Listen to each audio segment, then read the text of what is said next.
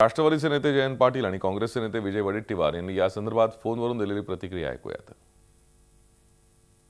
जानकरांना या प्रश्नावर राजीनामा देणं आवश्यक आहे। नैतिकतेचं अधिष्ठान जर काही शिल्लक असेल या सरकारला तर त्यांनी जानकरांचा राजीनामा घेतला पाहिजे। प्रत्येक भ्रष्टाचार किंवा प्रत्येक अशा घटनेच्यासाठी मुख्यमंत्री प्रत्येक मंत्र्यांना पाठीशी घालण्याचं काम करतात। एवढी केविलवाणी अवस्था मुख्यमंत्र्यांची का झालेली आहे हेच आम्हाला कळत नाही आणि कोणत्याही परिस्थितीत या प्रकरणात किती गांभीर्य आहे हे आज आपण निवडणूक आयोगाचं म्हणणं जे आहे ते आज लक्षात आल्यामुळे ते गांभीर्य आता अधिकच वाढलेलं आहे आणि त्याची नोंद घेऊन सरकारने ताबडतोबीने जानकरांना मंत्रिमंडळातून निरोप देण्याची गरज आहे।